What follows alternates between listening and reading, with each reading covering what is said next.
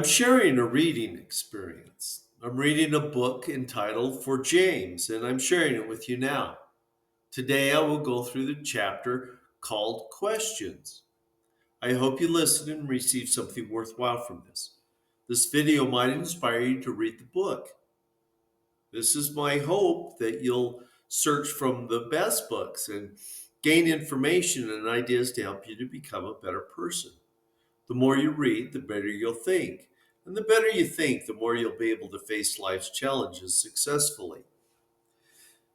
Questions. The discovery of the divine does not come through experiments, equations, or observation, but through reflecting on life and what the elements found in life means to us. We shouldn't try to apply some type of experiment to see if God exists, but we should think about how it's possible that we can understand anything at all. When you think about the possibility of a spirit residing in this clay husk, consider this simple question from observation. Why is it that a person's hand seems translucent when you shine a light through it? But at the moment of death, it becomes opaque. These types of questions cannot be materialistically answered. Since the printing press was developed, people have shared more ideas and have developed more data on the physical world than previous ancestors could have imagined. But despite all the information we have, science cannot even explain human thought beyond neural transactions. Take any boulder of any composition and ask yourself, how many billions of years will it take for this mass of rock to think like humans do? Like a mass of material we call rocks, neurons show no conscious life, nor do any of the properties of neurons produce consciousness. Neurons are like computer chips. They function, but they don't understand. Conscious function can be imitated by computers, but computers don't know what they're doing. Consciousness is beyond the explanation of all science because consciousness is something beyond what science can explain. Does the instrument playing a favorite tune understand or even enjoy what it's playing? No, but you mysteriously do. Yet, despite any observation of the supernatural, such as an unexplained consciousness within ourselves, even seeing God would not be proof enough for some. Visual proofs would not be proofs because it can be argued that these visual proofs can be constructed in a way that appears to show a fact, but could actually contain errors. For example, a straight line actually bends slightly, which is unnoticeable until the entire scene is wholly viewed.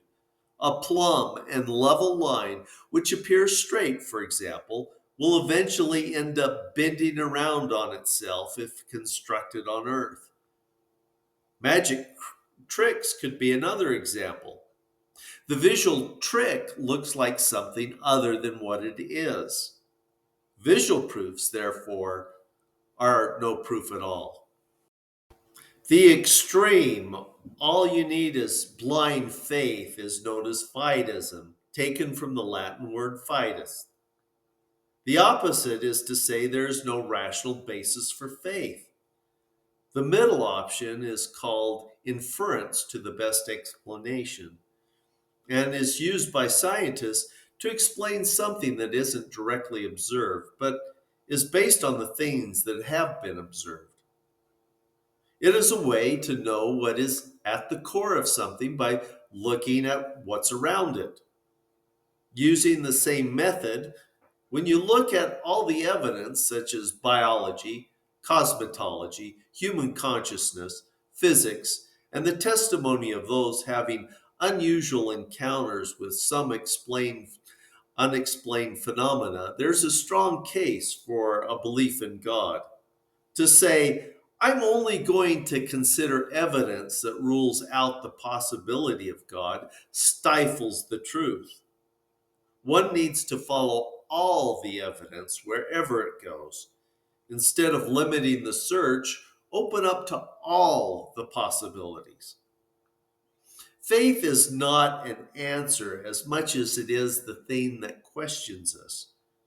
Questions can and should be a reason to strengthen faith.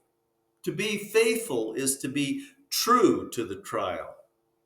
When one stops asking, they can no longer get answers.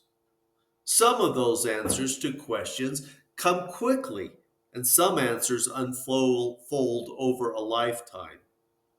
Faith, it turns out, is not clinging to the absence of truth, but faith is a forward looking hope of truth as it will be revealed. Faith and reason are merely distinguished by the different types of knowledge each produces, which I will talk about later in this book.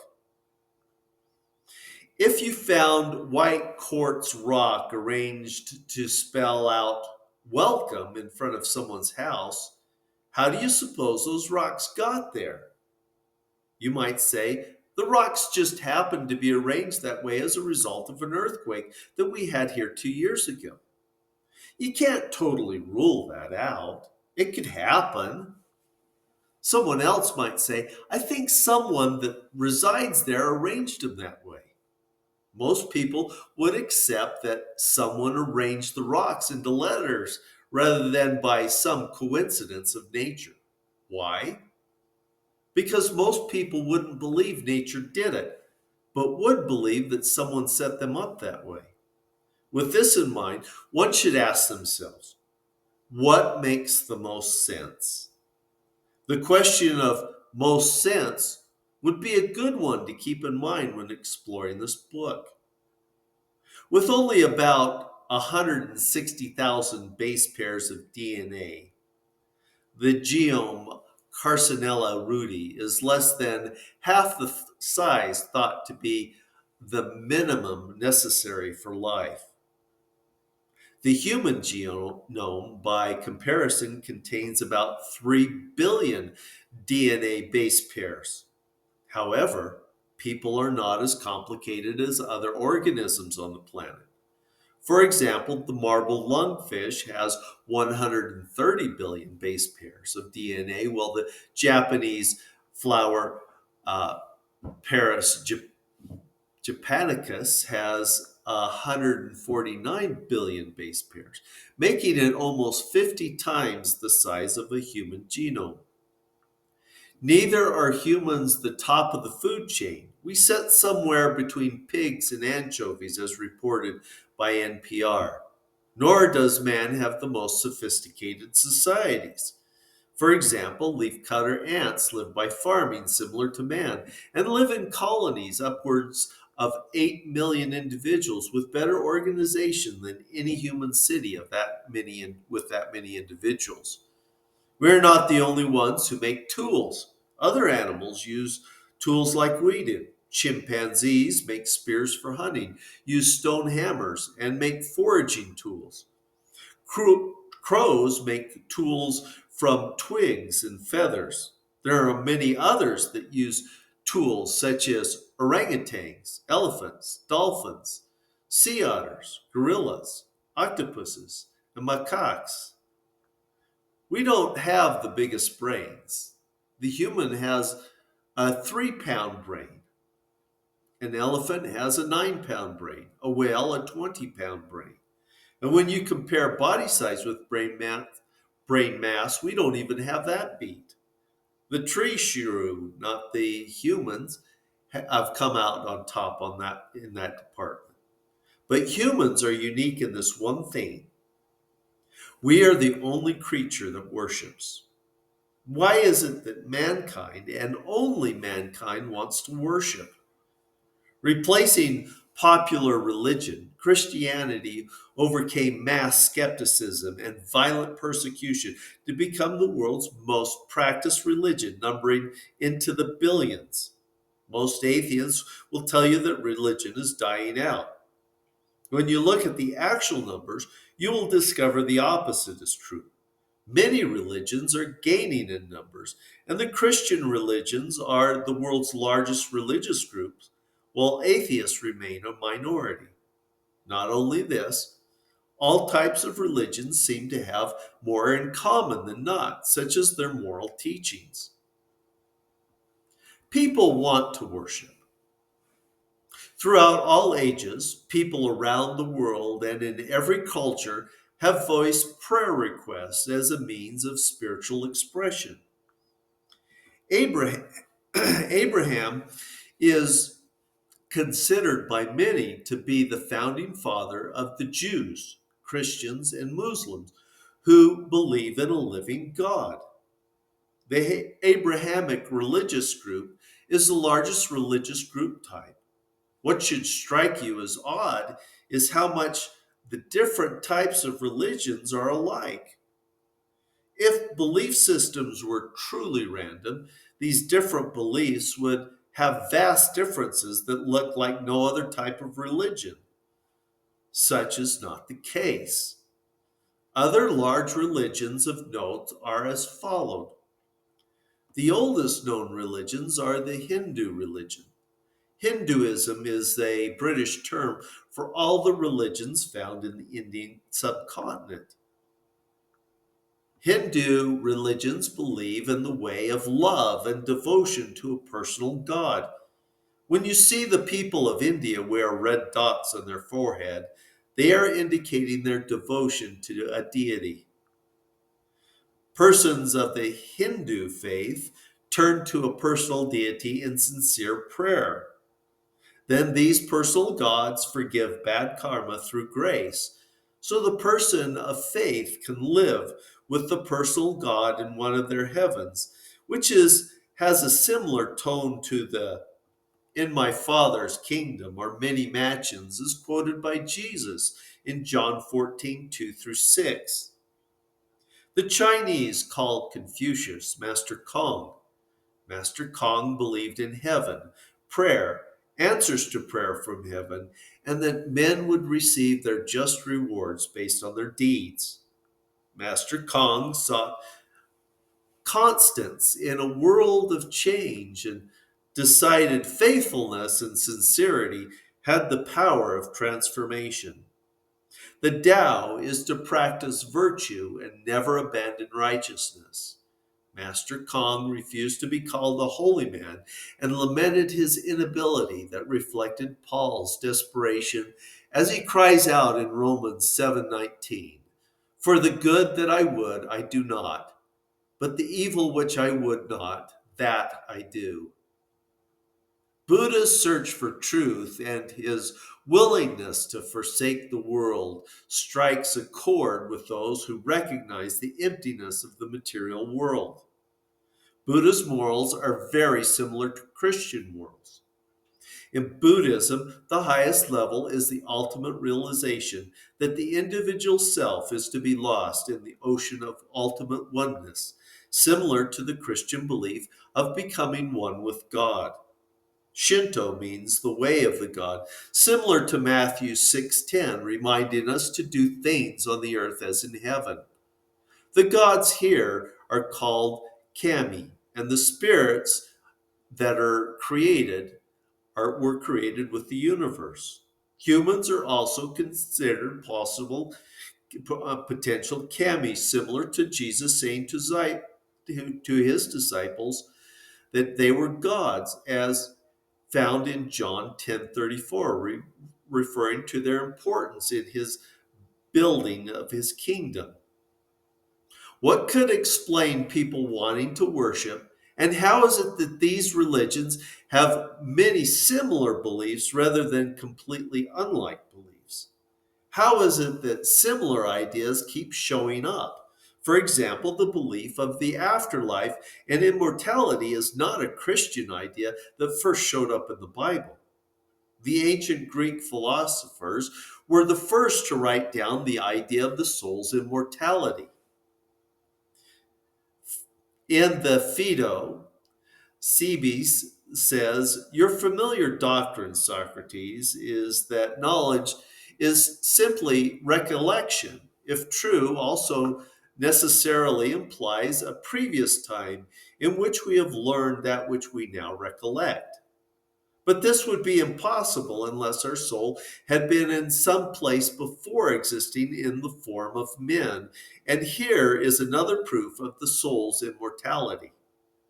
Socrates argued that our bodies are mortal because they are made of perishable materials, but our souls are not subject to those constraints.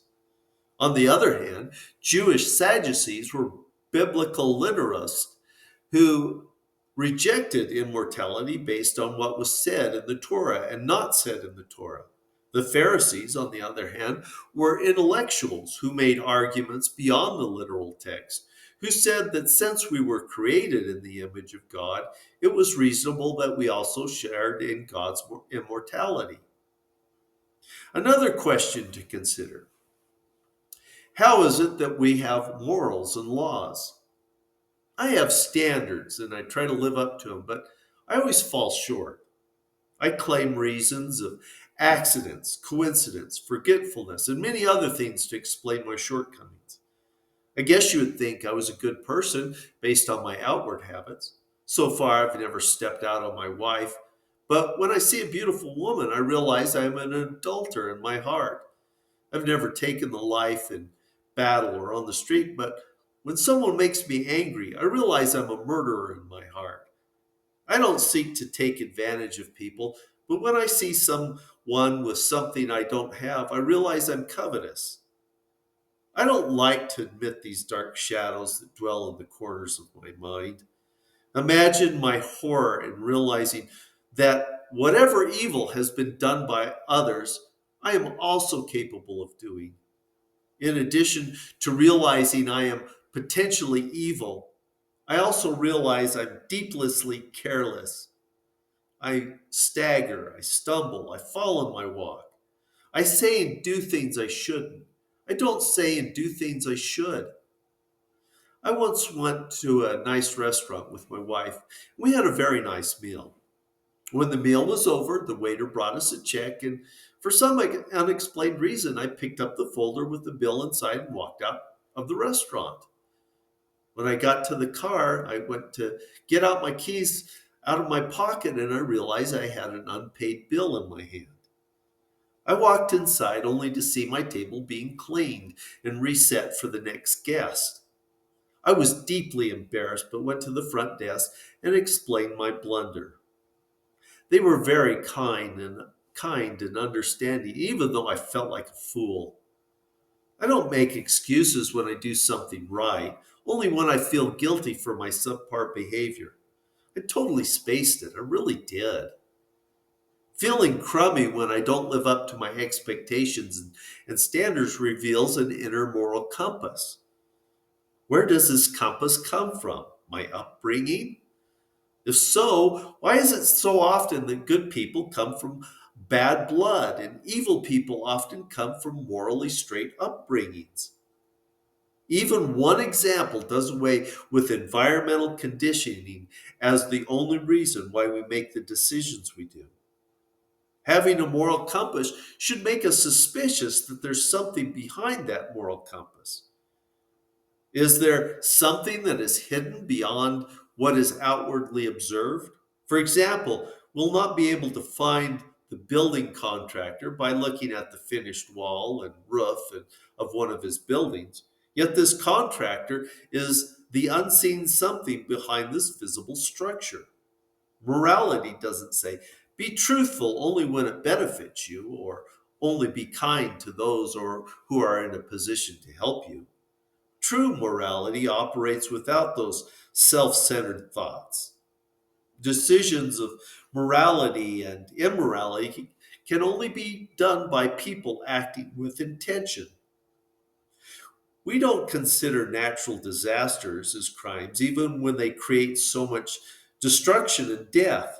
Animals and insects are not immoral when they eat their young, their siblings, or their mate. Predators are not wicked for stalking and killing their prey.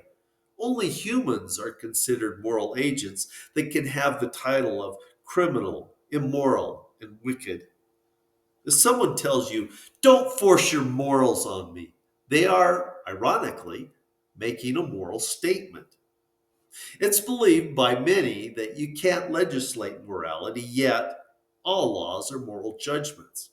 Even a speed limit is a moral judgment that mortal beings are more important than your right to drive recklessly fast. If I demand, don't force your morals on me, how can I pass any type of judgment on pedophiles or murderers?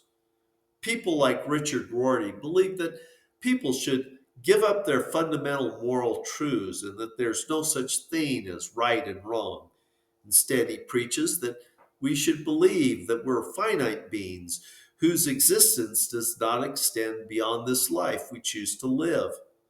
Ted Bundy believed this when he asked, why is it more wrong to kill a human animal than any other animal? If there's no God, then humans are mere animals, and there's no right or wrong behavior beyond trying to survive long enough to breed. Being in this condition, we should allow anyone to do anything. Safety and civilization be damned. So, what makes it wrong for us to treat other animals cruelly, whereas it's not wrong for other animals to be cruel? How can you say that humans must treat animals kindly, but not demand the same of all animals? The answer is because we're fundamentally different. Concern about the treatment of animals comes from something beyond that which is naturally ours. That's something which is unseen from mere observation. Animals don't respect animal rights. We do. Ethical treatment of animals can only be explained through humans' belief in a personal God, not outwardly observed. The ancient Hebrews, worshiping the living God, were the first to have laws protecting animals. Animals were to be rested on the Sabbath. Animals were to be cared for. It was wrong to treat animals with cruelty.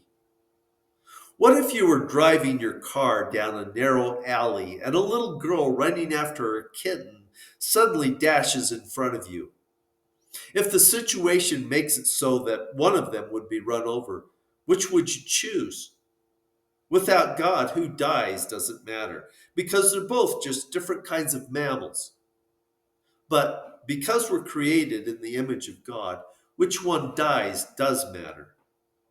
If there's no God, there's no such thing as lasting moral standards.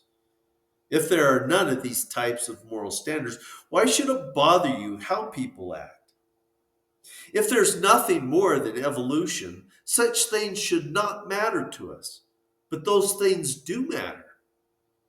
People often want things not worth having, and there are things not worth having that many do want. When we don't have a relationship with God, we must have something to try to take the place of God. A false worship can be so easy to do. A person's God is whatever thing or being that rules their attention, their addiction, if you will. If a culture that did not know of cars suddenly came here and noticed people working long, hard hours to purchase a car just so that they can spend hours washing, polishing, and otherwise maintaining it, and then spend all their spare time looking at magazines with cars, and spending good money to go to car shows just so they could look at them with expressions of joy and excitement, might rightly come to the conclusion that these people worship cars. And these people worship these cars because the cars are their God. Anything or anyone can be a god.